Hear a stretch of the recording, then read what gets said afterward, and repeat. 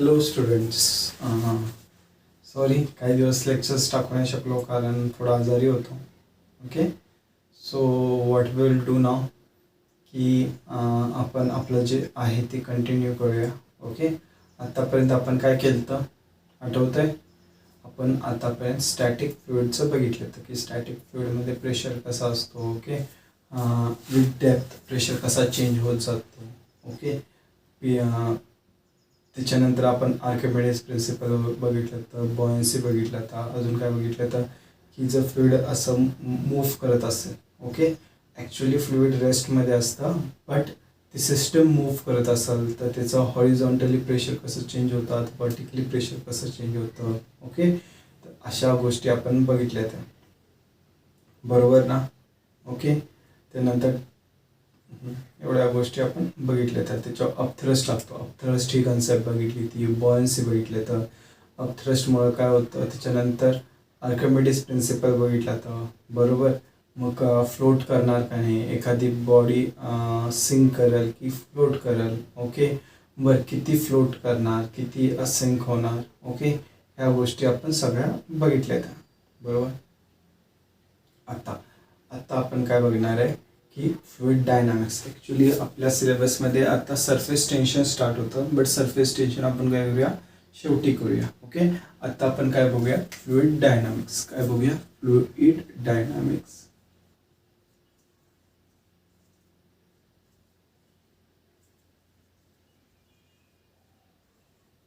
काय बघणार आहे फ्लुइड डायनामिक्स. आता फ्लुइड डायनामिक्स म्हणजे काय असतं.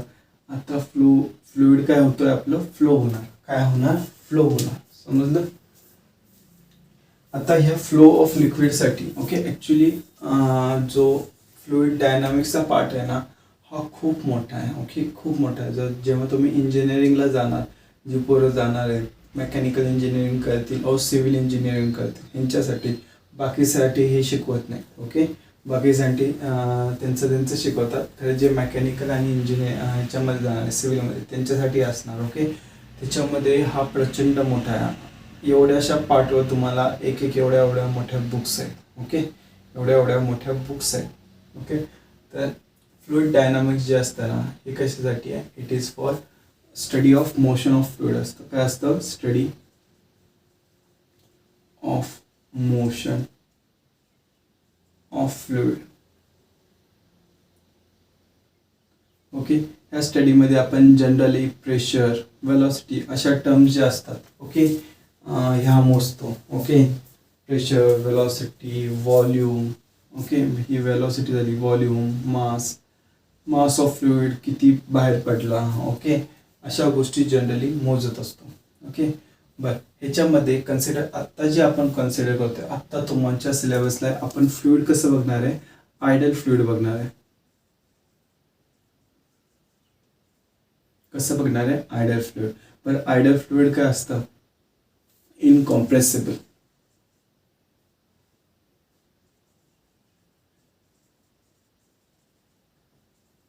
काय असतं इनकॉम्प्रेसिबल. इनकॉम्प्रेसिबल म्हणजे त्याचं मास सेम असतं at every point of time, density same असते, व्हॉल्यूम सेम असतं. बरोबर, डेन्सिटी सेम असलं तर व्हॉल्यूम आणि मास दोन्ही सेम असतं. ओके, चेंज होणार नाही. त्याच्यानंतर सेकंड, हा फर्स्ट पॉईंट झाला. सेकंड पॉईंट काय असतो आठवतंय, एक असतं आपलं इनकॉम्प्रेसिबल. Okay, irrotational. काय असतं इरोटेशनल. आता जे पण फ्लुइड आहे ओके ते एका लाईनमध्ये फ्लो होणार. ओके, काय होणार लाईनमध्ये फ्लो होणार. और लाईनमध्ये जरी नाही फ्लो झाला बट काय होणार, जो मागचा पार्टिकल असतो तो पुढच्या पार्टिकलचं लाईन फॉलो करतो. काय करतो, पुढच्या पार्टिकलची लाईन फॉलो करतो. असे जे असतात त्याला आपण काय म्हणतो इरोटेशनल. काय म्हणतो इरोटेशनल. काय प्रॉब्लेम. थर्ड असतं नॉन विस्कस. काय असतं नॉन विस्कस. बरं नॉन विस्कस म्हणजे काय, काय असतं की जेव्हा फ्लुइड फ्लो होत असतात ओके त्याच्या लेयर्समध्ये काय असतं फ्रिक्शन असतं. त्याचे लेयर्स असतात. फ्लुइड जेव्हा पण फ्लो होतं ते लेयर्समध्ये फ्लो होतं. कशामध्ये फ्लो होतं? लेयर्समध्ये, 1 बाय 1 लेअर. तर ह्याच्यामध्ये काय असतं, हे सपोज या लेअरची वेलोसिटी 1, ह्याची V2, ह्याची V3, ह्याची V4. आता काय होतं, ह्या लेयर्समध्ये काय होतं, रिलेटिव्ह मोशन क्रिएट होत असतं. काय होत असतं? रिलेटिव्ह मोशन क्रिएट होत असतं. And due to this relative motion there is a viscous force. Okay, viscous force. कोणता फोर्स असतो? विस्कस.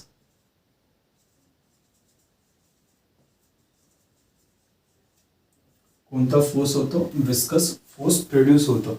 आता हा जो विस्कस फोर्स असतो ह्याच्यामुळे काय होतं, फ्रिक्शन क्रिएट होत असतं. विस्कस फोर्स म्हणजे काय असतात, ह्या ज्या 2 लेयर्स असतात, ओके, ह्या ज्या 2 लेयर्स असतात ह्याच्यामध्ये काय होत असतं, फ्रिक्शन क्रिएट होत असतं फ्लुइडच्या. आणि असं जे फोर्स असतं त्याला, असं जे फ्लुइड असतं त्याला आपण काय म्हणतो, विस्कस फ्लुइड. बरं, सगळे फ्लुइड जे असतात ना ते विस्कस फ्लुइड असतात. बट काय असतं, अमाऊंट ऑफ विस्कॉसिटी म्हणजे फ्रिक्शन जे आहे ते किती आहे याच्यावर डिपेंड करतं. एखादा जर फ्लुइड स्लो चाललंय तर त्याच्यामध्ये आपण म्हणतो की ह्याच्यामध्ये विस्कॉसिटी खूप जास्त आहे.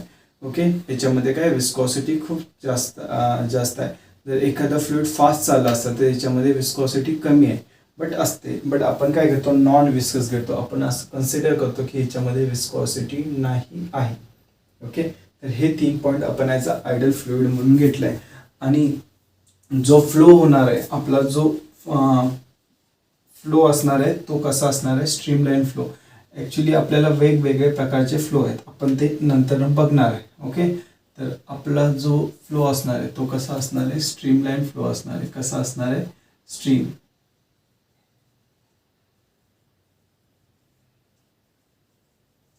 कसा असणार आहे, स्ट्रीमलाईन फ्लो असणार आहे. ओके, आपण जे कन्सिडर करणार आहे ते काय असणार आहे, streamline flow.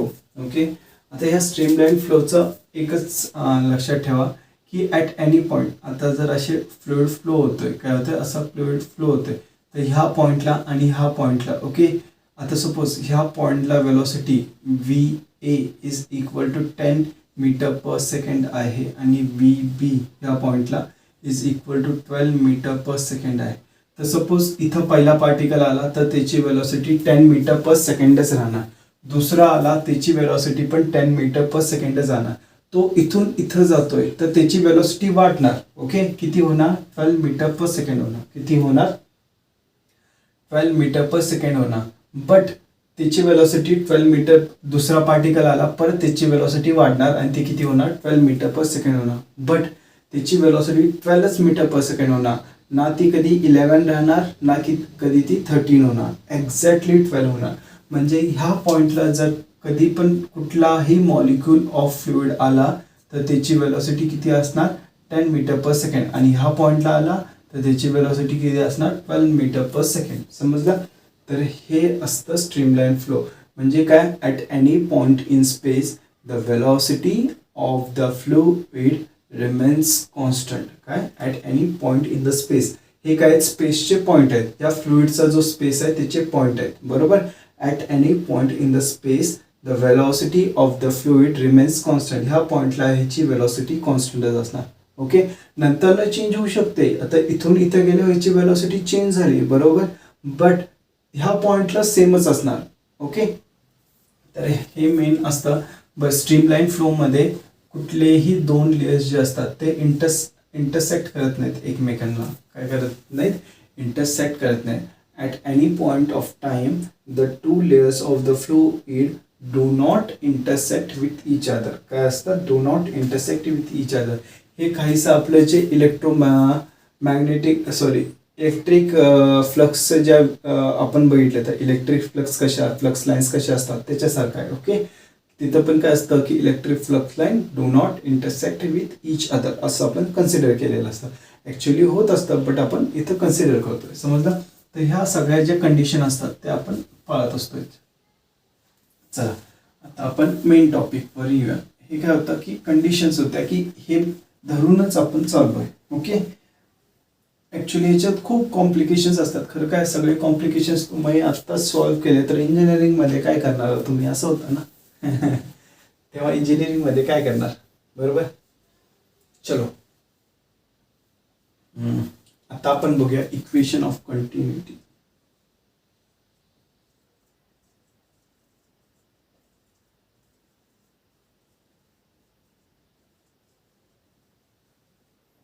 Equation of continuity काय सांगतं आपल्याला की सपोज एखादी पाईप आहे आपल्याकडे अशी, ओके. इथं ह्या पाईपचा एरिया किती आहे, A1 आहे, आणि इथं वेलॉसिटी ऑफ द फ्लुइड, इथं जे फ्लुइड एंटर होत आहे, ओके, त्याची जी वेलॉसिटी असणार आहे, ओके, ती किती आहे, V1 आहे. ओके. इथं जो एरिया आहे पाईपचा, ओके, हा जो ओपनिंगचा एरिया आहे तो किती आहे, A2 आहे, आणि इथं जी पार्टिकल्स बाहेर पडतात आहे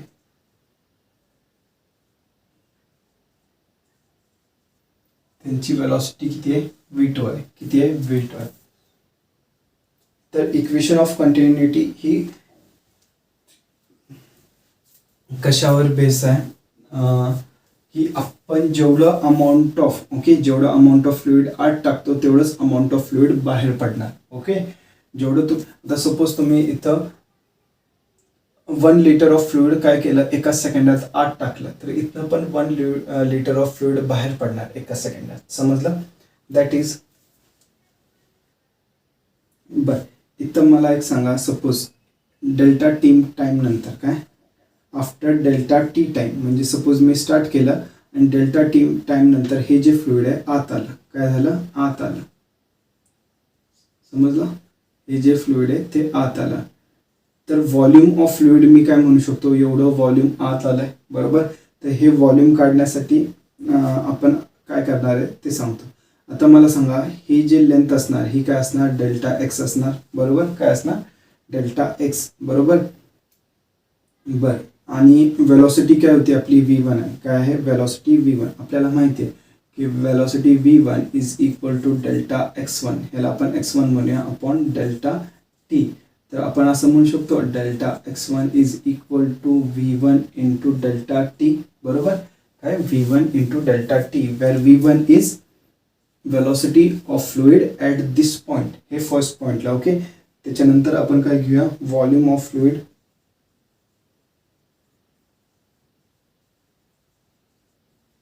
एंटरिंग, काय एंटर होणारं व्हॉल्यूम ऑफ फ्लुइड घेऊया. त्याला आपण काय म्हणूया, VI. VI काय असणार आहे सांगा. व्हॉल्यूमला आपण असं म्हणू शकतो, एरिया इंटू, आता हा जो एरिया आहे, okay, area into delta x आपल्याला भेटेल. हा एरिया आहे आणि हा त्याचा डेल्टा एक्स, ओके. हा एरिया आणि हा डेल्टा एक्स त्याचा डिस्टन्स ट्रॅव्हल्ड, बरोबर. तर एवढं व्हॉल्यूम आपलं काय झालंय, एंटर झालंय, एवढं व्हॉल्यूम एंटर झालंय. आपण काय घेऊ शकतो, A1 इंटू डेल्टा x1. आपल्याला डेल्टा x1 ची व्हॅल्यू माहिती आहे, तर काय घेणार आपण, A1 into V1 into delta T, काय येणार, व्हॉल्यूम एंटरिंग. तर हे व्हॉल्यूम आहे आणि हे वेलॉसिटी आहे, म्हणून मी असं कर्व मारलं, याला काय मारलंय, कर्व मारलेला आहे. एवढं लक्षात ठेवा. समजलं. बरं. आता जर मला मास काढायचा असेल, मास की हे जे आत गेलंय, ओके, हे जे फ्लुइड आत गेलंय ह्याचा मास किती आहे, किती मास. तर मास काय असणार, मास कसं काढू शकतो, आपल्याला हे इक्वेशन माहिती आहे, rho is equal to mass upon volume. Okay. तर हे काय आहे ना, mass is equal to rho into volume. Okay.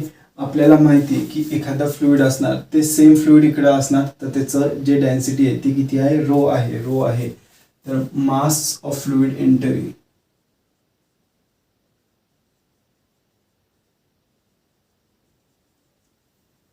Okay, mass of fluid entering किती असणार सांगा मला. मास ऑफ फ्लुइड एंटरिंग काय असणार, rho into volume entering. Volume entering किती आहे आपला, A1 V1 डेल्टा टी, एवढं व्हॉल्यूम एंटरिंग आहे. हे काय झालं, मास एंटरिंग झालं. काय झालं, मास एंटरिंग. सिमिलरली ह्या पाईपमध्ये, ओके, हे जे फ्लुइड होतं ते इथं होतं, आधी काय होतं, इथं होतं. समजलं. हे जे फ्लुइड होतं ते इथं होतं. आता काय झालं, डेल्टा टाइम टी नंतर हे काय झालं, हे आपलं काय आहे, डेल्टा x2 पकडा. काय होतं, डेल्टा x2. एवढं फ्लुइड काय झालं, बाहेर पडलं. काय पडलं, बाहेर पडलं. तर व्हॉल्यूम, इथं व्हॉल्यूम ऑफ फ्लुइड लिव्हिंग कसे करू शकतो आपण,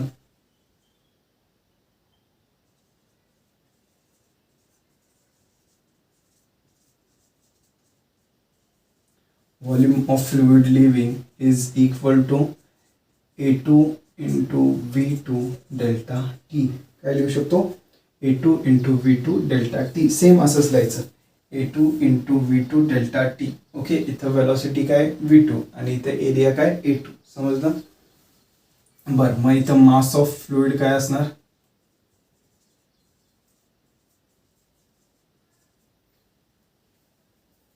मास ऑफ फ्लुइड लिव्हिंग काय असणार? Rho into V leaving. काय असणार? Rho into V leaving. तर इथं काय येणार? Rho into A2 V2 delta T. काय येणार? Rho into A2 V2 delta T. बरं, मला सांगा, मी जेवढं फ्लुइड इथनं आत टाकणार तेवढंच बाहेर पडणार, बरोबर? जेवढं इथनं आत टाकणार तेवढंच इथनं बाहेर पडणार. म्हणजे काय? Mass entering is equal to mass leaving, बरोबर? तर इथं आपण काय लिहिणार? Mass entering is equal to mass leaving. तर इथं काय येणार? Rho into A1 into V1 delta T is equal to rho into A2 V2 delta T. Rho cut, delta T cut. राहतं काय? A1 V1 is equal to A2 V2. आपण ह्याला असं पण म्हणू शकतो, AV is equal to constant. काय? A into V at any point, A into V that is area into velocity. काय असणार आपली? कॉन्स्टंट असणार. At any point area into velocity is constant. समजलं? बरं, ह्याचं मिनिंग असंही निघतं. काय? Area, okay, is inversely proportional to velocity. काय? Area is inversely proportional to velocity. That is जसा एरिया कमी होणार तसं वेलॉसिटी वाढणार. काय? Area is inversely proportional to velocity और velocity is inversely proportional to area. That is जसा area कमी होणार तसं वेलॉसिटी वाढणार. माहिती नाही तुम्हाला, तुम्ही लहानपणी कधी असं झाडांना पाणी त्यांना मारलंय का नाही माहिती नाही. आजकाल बरेच जण फ्लॅटमध्ये राहतात, त्यांच्या घराच्या समोर असं पाणी मारायसाठी काहीच नसतं. आमच्या वेळेस असायचं, तर आम्ही काय करायचो की पाणी मारायचो. पाणी मारताना बेसिक प्रिन्सिपल काय? तुम्ही पाण्याची पाईप काय करायचं? असं हे करायचं. काय करायचं? थोडंसं असं पुश करायचं. का? कारण जर पाण्याची पाईप दाबली तर तिथं काय होत होतं? तुमचा एरिया कमी होत होता. तर एरिया कमी झाला तर वेलॉसिटी काय वाढते? काय होते? वाढते. वेलॉसिटी काय होते? वाढते. समजलं? तर तोच प्रिन्सिपल आहे. ओके, जर तुमचं असं पाणी मारता जर भाऊचा असं थोडासा लांब असला तर अजून तुम्ही दाबायचं, म्हणजे ते पाणी जाऊन त्याला लागणार. मी खूप करायचं, माझ्या भावाला खूप भिजवायचं. तर अशा प्रकारे आपण काय करतो? हे असं करतो. तर हे लिहून घ्या फटाफट. ओके,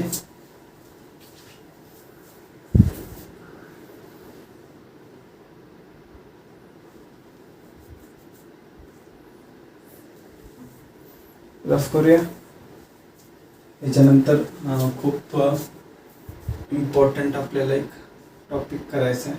ओके, त्याच्यासाठीच हे करायचं होतं आपल्याला. त्याच्यानंतर इक्वेशन करूया. हा फॉर्म्युला लक्षात ठेवायचा.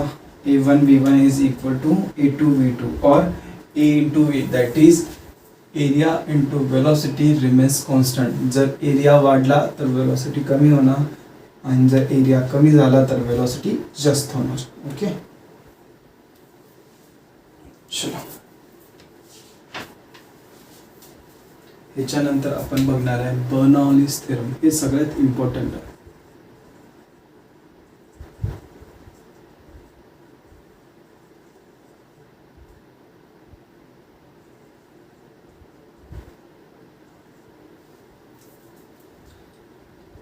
काय बघणार आहे? Bernoulli's theorem. Okay, but this theorem is based on conservation of energy. कशावर आहे? कन्झर्वेशन ऑफ एनर्जीवर बेस्ड आहे हा. तर ह्याचं आपण थोडंसं बघूया. सपोज अशी आपली पाईप आहे,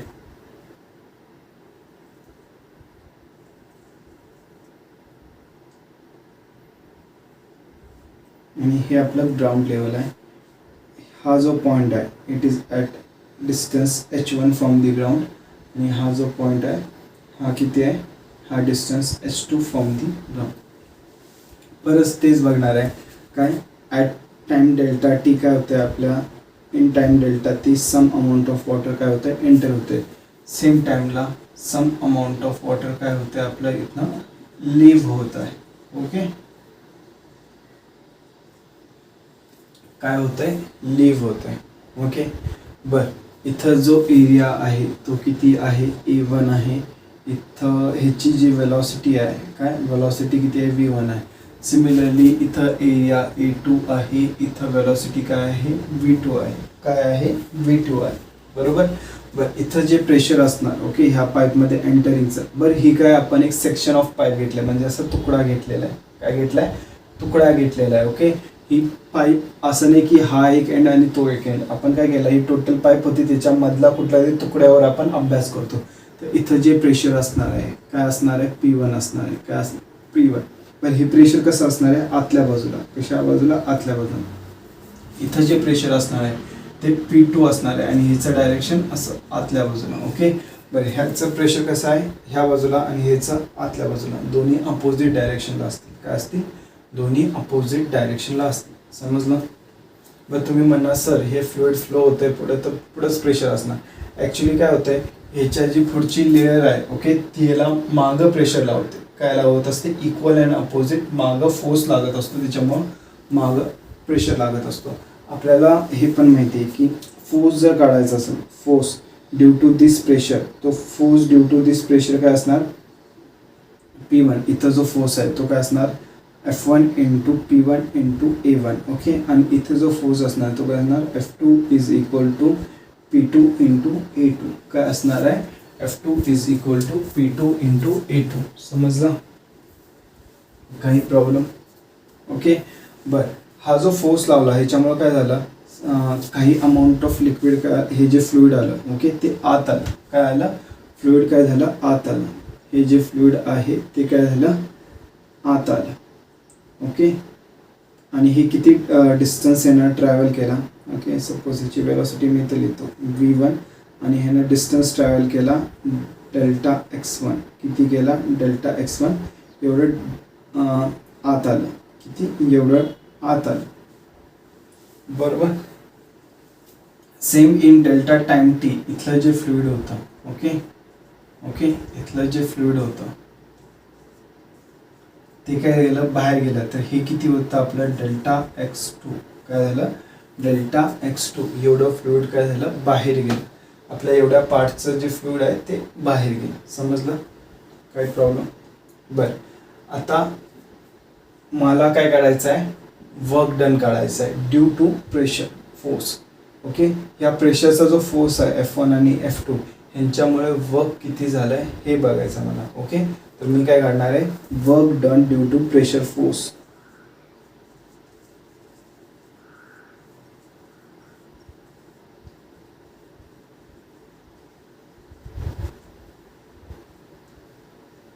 बरं, work done due to pressure force हा कसा काढणार बघा. आपल्याला माहिती आहे वर्क डन काय असतं, force into displacement. Okay, delta x काय असतं, डेल्टा x. हे आपल्याला माहिती आहे की वर्क डन काय असतं, फोर्स इंटू डिस्प्लेसमेंट. बरोबर. बट इथं दोन प्रेशर आहेत. हे एक प्रेशर आहे आणि हे एक प्रेशर, आणि दोन्ही काय अपोजिट डायरेक्शनला. मग दोघांचं जे रिझल्टंट असणार ते काढायचं आहे. बट वर्क डन काय असतं, स्केलर क्वांटिटी असते. काय असतं, स्केलर क्वांटिटी. तर आपण डायरेक्ट ॲड करू शकतो. बरं ह्याचं डायरेक्शन ह्या बाजूला आहे, त्याचं डायरेक्शन अपोजिट साईडला. डायरेक्ट आपण काय करू शकतो, मायनस करू शकतो. तर ह्याला आपण काय म्हणणार, F1 into delta x1 minus F2 into delta x2. बरोबर. तर हे काय येणार बघा, F1. आता F1च्या जागी काय टाकू शकतो मी, P1 A1 टाकू शकतो. काय टाकू शकतो, P1 A1 delta x1 minus P2 A2 delta x2.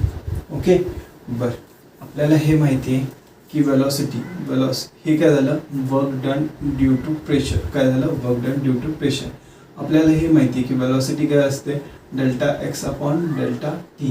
Okay, तर इथं आपलं जे फॉर ह्या पोझिशनला आपली वेलॉसिटी काय आहे, V1 आहे. काय आहे, V1 आहे.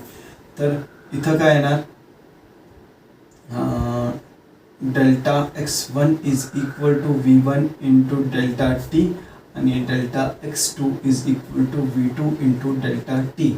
डेल्टा x2 किती असणार, V2 into delta T small time dt ला, आणि इथं काय असणार delta x1 is equal to V1 into delta T. Okay, तर हे x1 x2 च्या व्हॅल्यूज इथे पुट इन करायचं. That work done due to pressure force. Okay, म्हणून आपण इथं काय लिहितोय, work done due to pressure force काय लिहितोय, WP लिहितोय. तर हे काय येणार P1 A1 डेल्टा x1 च्या जागी V1 delta T, V1 delta T minus P2 A2 x2 च्या जागी V2 डेल्टा टी. समजलं, काही प्रॉब्लेम ह्याच्यात. बरं, ह्याच्यामध्ये आपल्याला माहिती आहे की A1 V1 is equal to A2 V2 असतं. काय आता आपण इक्वेशन ऑफ कंटिन्युटी केलं, A1 V1 is equal to A2 V2 आत्ताच आपण बघितलं. ओके, मग ह्याचं आपण काय करू शकतो, work done due to pressure force is equal to P1. Okay, P1 ह्याच्यातनं हे जे क्वांटिटी आहे A1 V1 आणि डेल्टा टी बाहेर काढा. तर P1 मायनस P2 आणि सगळ्यांना 1-1 नोटेशन द्या. A1 V1 डेल्टा टी, काय A1 V1 डेल्टा टी. समजलं. बरं, मागच्या ह्याच्यामध्ये आपण बघितलं तर ही जी क्वांटिटी होती ती काय होती, व्हॉल्यूम होती. काय होती, व्हॉल्यूम होती. बरोबर, काय होतं, व्हॉल्यूम होतं. आठवतंय का, हे काय झालं, area A1 into V1 delta T. बरोबर, तर हे काय होतं आपलं, एरिया इंटू व्हॉल्यूम होतं. काय होतं, area into volume, sorry area into distance. इकडे बघा, एरिया इंटू डिस्टन्स. तर हे काय होतं आपलं, व्हॉल्यूम होतं. काय होतं, व्हॉल्यूम होतं. बरोबर, एरिया इंटू डिस्टन्स काय होतं, व्हॉल्यूम होतं. ओके, बरं, व्हॉल्यूमला मी अजून एक प्रकारे लिहू शकतो. हे काय आपलं डेन्सिटी आहे. तर व्हॉल्यूम आपल्याला माहिती आहे की density is equal to mass upon volume. काय असणार, मास अपॉन व्हॉल्यूम. बरोबर, तो व्हॉल्यूमला मी कसं लिहू शकतो, मास अपॉन डेन्सिटी. कसं लिहू शकतो, मास अपॉन डेन्सिटी. बट ठीक आहे, मास अपॉन डेन्सिटी लिहितोय. But for small time delta T, okay, ह्याचा जो मास आहे तो किती आला, स्मॉल एम आला, म्हणजे डेल्टा एम आला. किती, डेल्टा एम मास आत आला. तर एमच्या जागी आपण डेल्टा एम लिहूया. तर इथं काय ना, delta sorry work done by pressure force is equal to P1 minus P2 into ह्याच्या जागी काय लिहिणार आपण, इथं काय लिहायचं आहे, मास अपॉन डेन्सिटी लिहायचं आहे. तर ह्याच्या जागी आपण काय लिहिणार, डेल्टा एम अपॉन डेन्सिटी. काय लिहिणार, डेल्टा एम अपॉन डेन्सिटी. समजलं, काय लिहिणार आपण, डेल्टा एम अपॉन डेन्सिटी. समजलं, हे कसं आलं, delta M upon density. Okay, मी इथंच लिहितो म्हणजे तुम्हाला कन्फ्युजन नाही होणार. ओके,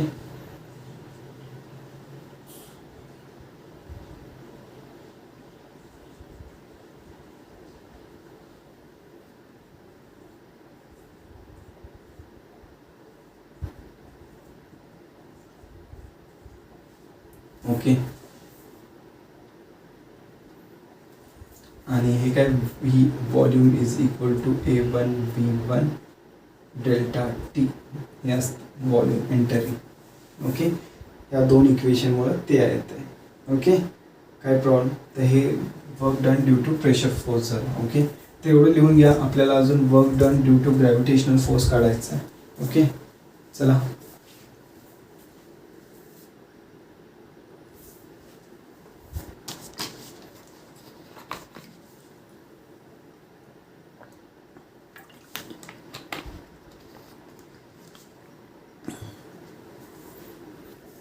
सॉरी, तो आवाज तुम्हाला खूप घाण वाटत असेल, बट मला पण ताण लागली ती खूप. ओके, एवढं लिहिलं. चलो, मी work done due to pressure force त्याचं इक्वेशन इथं लिहितो. WP is equal to P1 minus P2 into delta M into rho. हे काय झालं आपलं इक्वेशन नंबर 1. ओके, रफ करतो बाकीचं.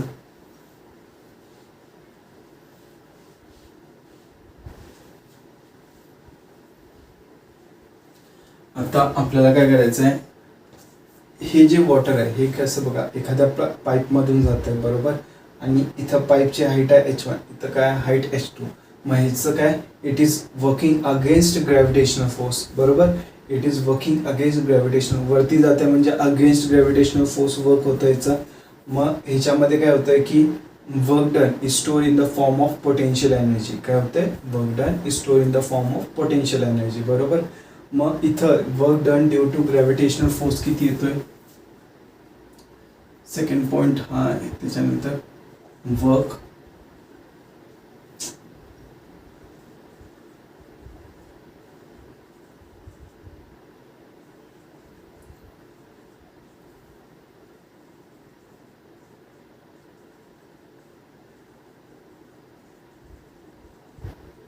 work done due to gravitational force, that is work done is stored in the form of negative change in potential energy. काय असतं, negative change in potential energy.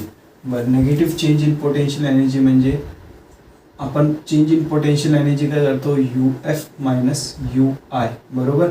तर negative चेंजचं काय येणार, ही minus sine आत जाणार, तर you I minus U F. बरं, you I काय असतं, potential energy of initial point, आणि यू एफ काय असणार, potential energy of final point. तर इथं जी पोटेन्शियल एनर्जी असणार ती किती असणार, एम जी एच वन. किती असणार, एम जी एच वन. बरं, इथं मास, हे जे मास आहे तर आपण मागच्या वेळेस काय घेतलं तर डेल्टा एम घेतलं तर, बरोबर. आत्ताच थोड्या वेळापूर्वी काय घेणार, डेल्टा एम, ओके.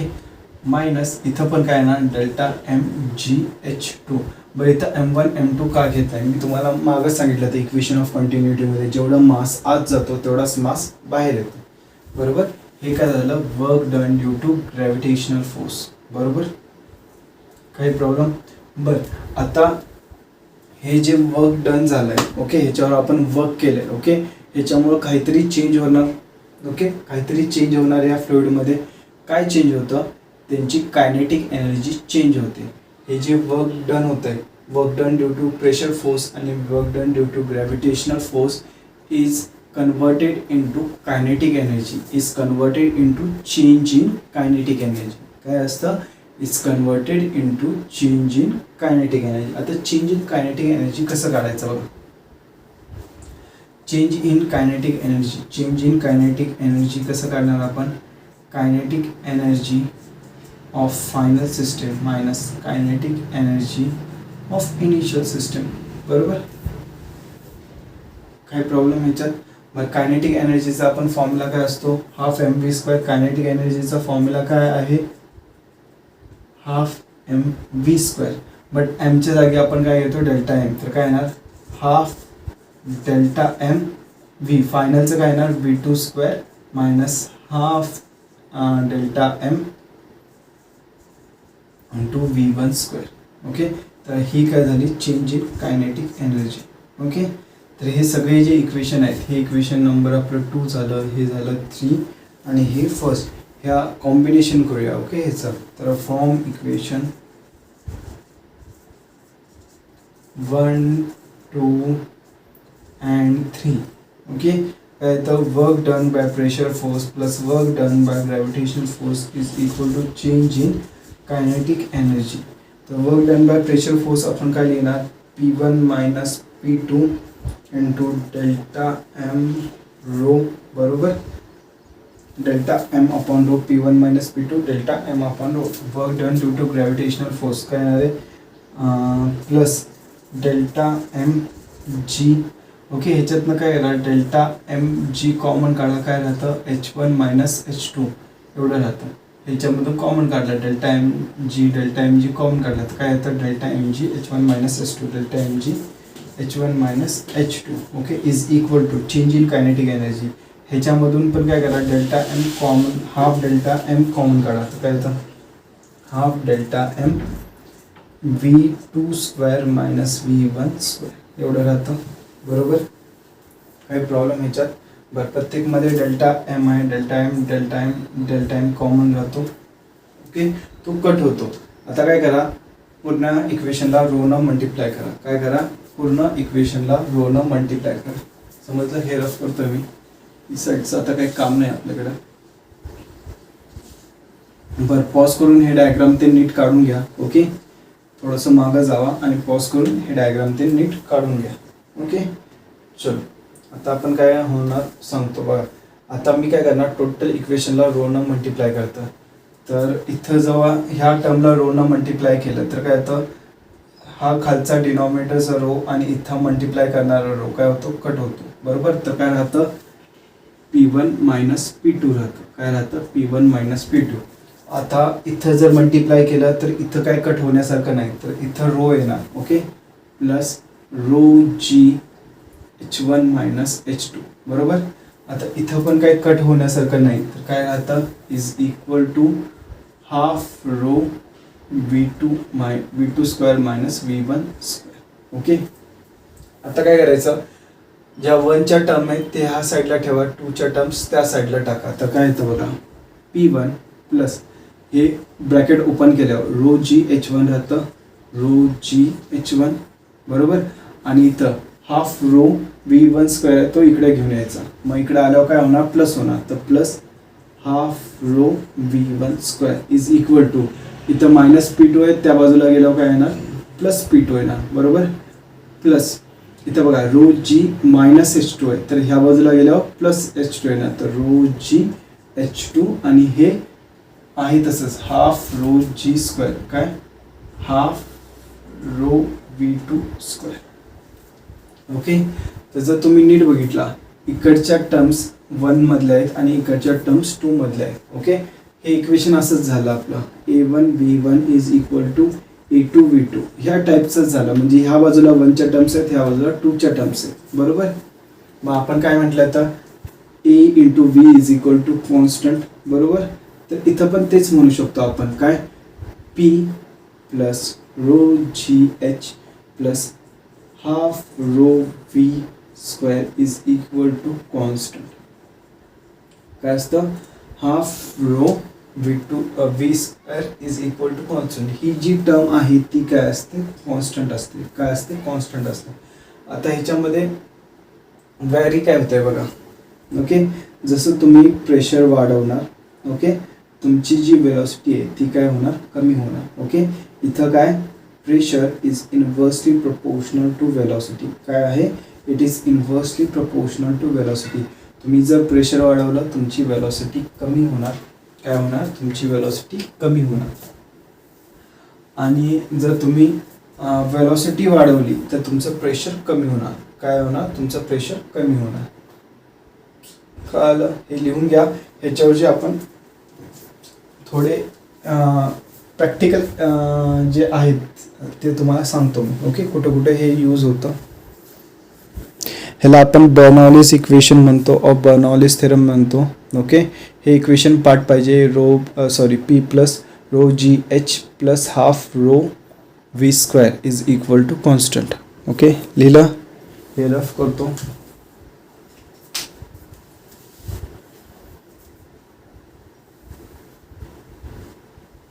पॉज करून लिहिलं ना, लिहून घ्या, मी हे रफ करणार आहे.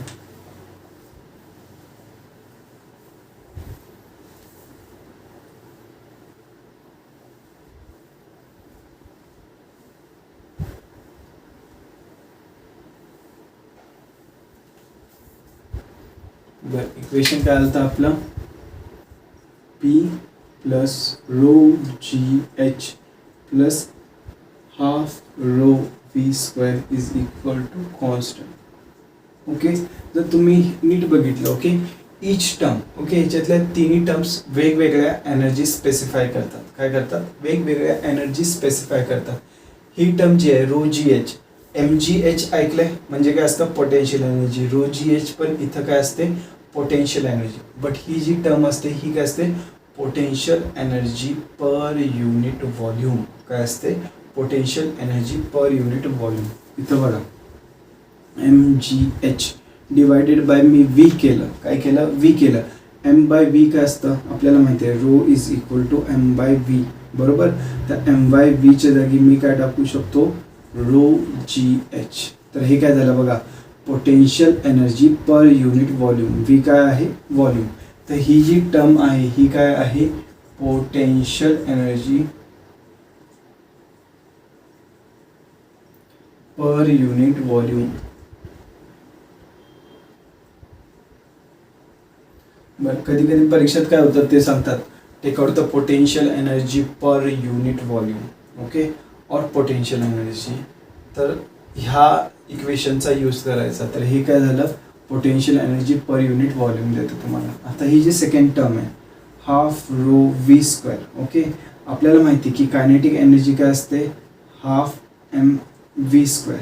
ह्याला डिवाइड केलं मी व्हॉल्यूमनं, काय केलं, डिवाइड केलं मी व्हॉल्यूमनं, काय येतं बघा, half M by V, okay, व्हॉल्यूमचा व्ही आहे आणि हा वेलॉसिटीचा व्ही स्क्वेअर आहे. कट नाही करायचं, समजलं, नाही तर कट करशील. तुम्ही तिसरं इक्वेशन नका बनवा, आहे ते अभ्यास करा. तर एम बाय व्हीच्या जागी आपण काय लिहू शकतो, रो लिहू शकतो. काय लिहू शकतो, रो. ते काय झालं बघा, kinetic energy per unit volume. हे काय होते मग, kinetic energy per unit volume, okay.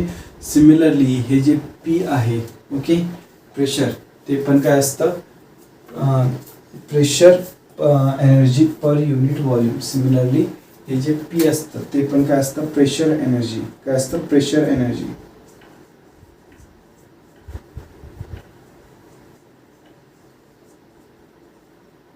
पर युनिट व्हॉल्यूम. काय असतं, pressure energy per unit volume. समजलं. तर तिन्ही टर्म्स काय डिनोट करतात, टाइप ऑफ एनर्जी. काय असतं, टाइप ऑफ एनर्जी. आणि हे तुम्हाला मी सांगितलं होतं की हे प्रिन्सिपल कशावर आहे, कन्झर्वेशन ऑफ एनर्जीवर आहे. कशावर आहे, कन्झर्वेशन ऑफ एनर्जी. ह्या ज्या तिन्ही एनर्जीज आहेत हे काय असतात, टोटल काय आहेत, कॉन्स्टंट आहेत. कुठल्याही पॉईंट ऑफ टाईमला काय असतात, कॉन्स्टंट असतात. म्हणजे काय, कन्झर्व, म्हणजे काय, कन्झर्वड असतात, ओके. बरं, कधी कधी आपल्याला काय विचारतात मोठ्या मोठ्या एक्झाम्समध्ये प्रेशर हेड काढा,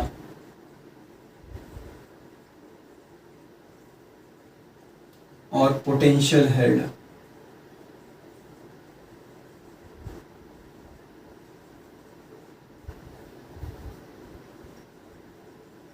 और कायनेटिक एनर्जी हेड, अशा टर्म्स काढायला सांगतात. तर काय करायचं, हे जे इक्वेशन आहे ह्याला divided by rho G, okay, ह्या टर्मने डिवाइड करायचं, रो जी. तर काय येतं बघा, P upon rho G plus H plus half V square upon G, okay. ह्या टर्म्स येतात, बरोबर. Is equal to constant, is equal to constant, ह्या टर्म्स येतात. बरं, ह्या टर्मला मी रोजीनं केलं तर काय येतं, पी अपॉन रोजी येतं. ह्या टर्मला मी रोजीनं डिवाइड केलं, ओके, तर काय येतं बघा, रोजी कट होतं, फक्त एच वाजतं. काय असतं, एच वाजतं. आणि ह्या टर्मला मी रोजीनं डिवाइड केलं तर रो कट होतं, खालती जी वाजतं. खालती काय वाजतं, जी वाजतं. तर ही प्रत्येक टर्म, ओके, हे काय झालं, प्रेशर हेड. हे काय झालं, प्रेशर हेड, ओके. हे काय झालं, पोटेन्शियल हेड.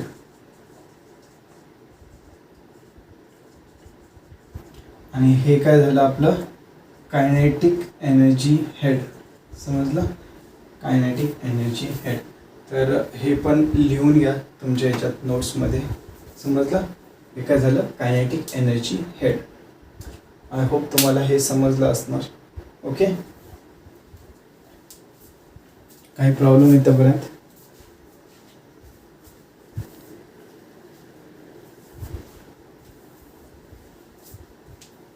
रफ करूया, ओके.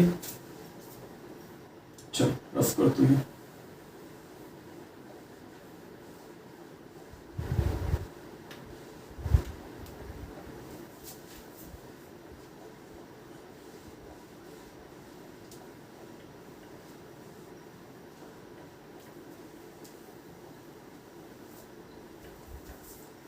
चला चला चला चला चला चला.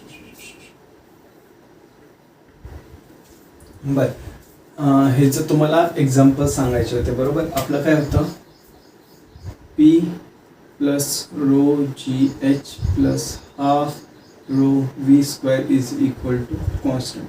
ह्याच्यामध्ये जर तुम्ही बघितलं, रो कॉन्स्टंट राहणार आहे, जी कॉन्स्टंट राहणार आहे, एच हाईट काय होत असणार आहे, व्हेरी होऊ शकते, कारण जनरली आपण ह्याला कॉन्स्टंट धरलं, ओके. जर हाईट धरली कॉन्स्टंट तर इथं रो कॉन्स्टंट, तर व्ही आणि पी हे दोनच व्हेरिएबल असणार. काय, व्ही आणि पी हे दोनच व्हेरिएबल असणार.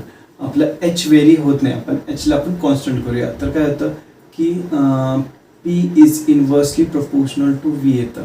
जसं व्ही वाढतं पी काय होतो कमी होतो, और व्ही कमी झाला तर पी पण काय होतो वाढतो.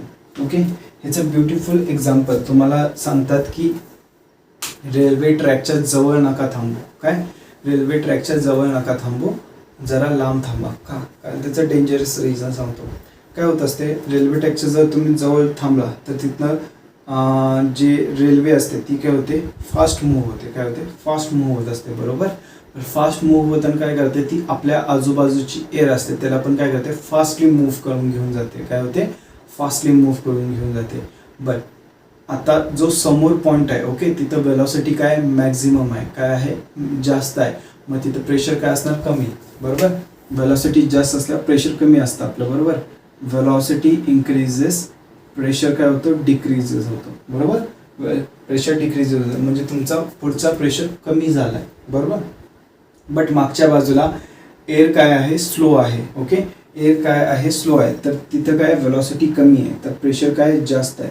म्हणजे काय होतं आहे, तुमचा जो पुढचा बाजू आहे तिथं काय वेलॉसिटी जास्त आहे, प्रेशर काय होतो कमी होतो. काय होतं, वेलॉसिटी जास्त प्रेशर कमी.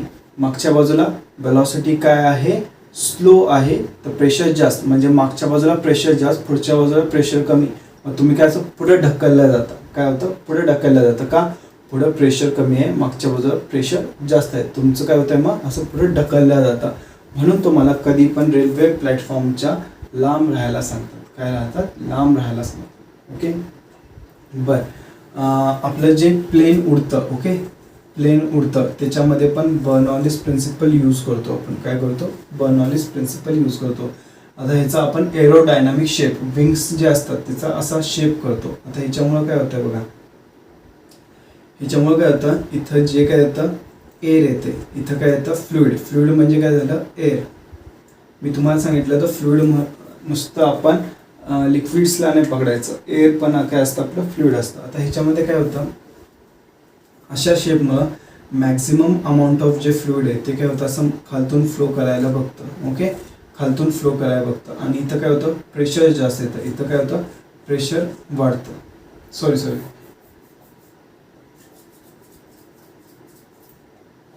इथे लक्ष द्या. इथं काय होतं वेलॉसिटी काय होते मॅक्झिमम होते. काय होते, वेलॉसिटी मॅक्झिमम होते, व्ही वाढतो.